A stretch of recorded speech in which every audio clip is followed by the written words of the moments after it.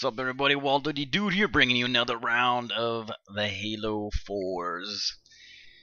Okay, so I think we got, what is this? Haven? Something like that going on.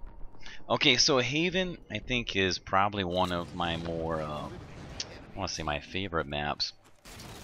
One of the things I like about this map, more so than some of the other maps that have going on it, is that people have less of a tendency to sit around and camp, and they are more likely to be on the move, which is pretty nice. I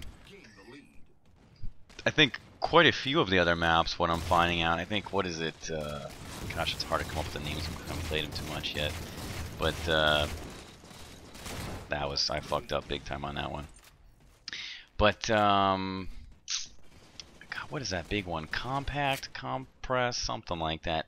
It's this big open one where there's vehicles on it, and it's kind of, it can be fun. I actually had some really good rounds on that one early on when I first started. I've never had a good round on it since then.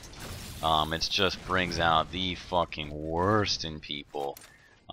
Just sitting out in the middle of fucking nowhere, either with sniper rifles or whatchamacallit, battle rifles. Usually the sniper rifles, and you're just getting dropped from nowhere, and or they're camping. Like the entire, I've quit out of so many games. I'm so tired of seeing guys, their entire fucking teams. That was lovely. Their entire team literally sitting in one room, and that's what the match has basically, I don't know what the word is, devolved into, something like that. The other thing that I see a lot, I just cannot get a grenade down there because I'm so bad with the fucking controller. The other thing that I see a lot is, oh, nice. Can I get this guy? Yes, but I might have bought the farm myself. Run! The other thing that I see a lot that is so frustrating, and I've mentioned this before, another fucked up grenade throw, is the tendency to come up against squads and groups of guys.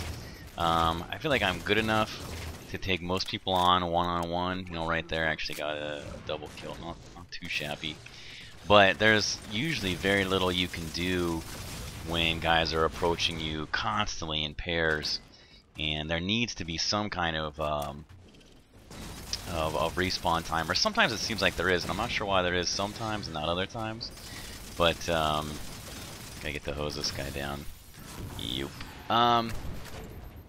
But sometimes you'll approach an encounter that looks like it's one guy, and I believe somebody else will spawn in close to him, and then it turns on a 2v1. Get fucking shit on. Anyway, a lot of 2v1 situations. Very, very frustrating. Oh, gotta love the camo. I think that's probably, you know, between getting pooped on by groups, which is just way too common, and then the camo, my two biggest gripes about this game. I actually did try, my aim is just all over the board there. I did try playing some of the Slayer Pro, and I do enjoy it much more so than this stuff. The downside is that nobody plays it. I think there's like 1,000 people or something like that. God, I just cannot get my fucking reticule on that guy. Usually when I go in to play this, there's around, I don't know, 20-30,000 people playing, like, you know, Team Slayer or something like that. Another 20-30,000 people playing, like, whatever, Big Team Slayer.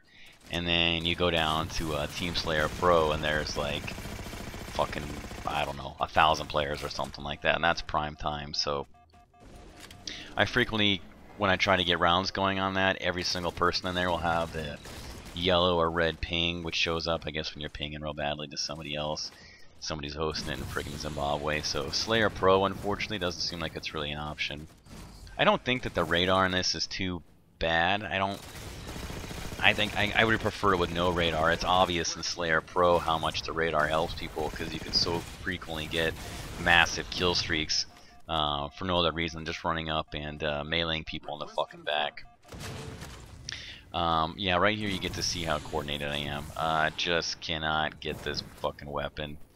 I can't tell. I have a real hard time like spatially orienting myself with the controller. I just can't fucking do it. I think on that clip the other day where I get somebody close up and I'm just all over the board, it moves so slow that it's disorienting. I don't like it. I fucking hate it. That was cute. Didn't even know that you could get that on this level. I guess so. Anyway, big problem. I'm actually going to put out a video to show you guys. I have so many people. There goes this speed boost. I have so many people asking me to do like the Zim Edge and the things like that, and the reason why I'm not looking at the Zim Edge or the Zim 3 or whatever it's called now is, number one, I've already done that, okay?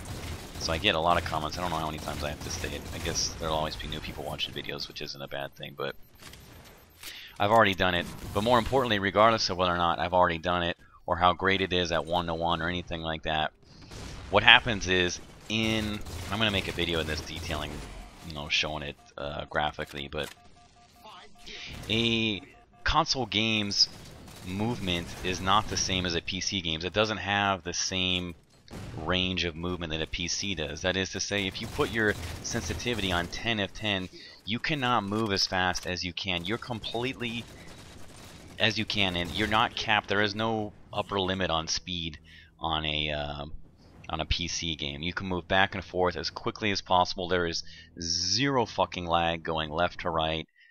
You can move much faster in any direction at any time. There's no delay. Like here, going left to right, there's always going to be a delay.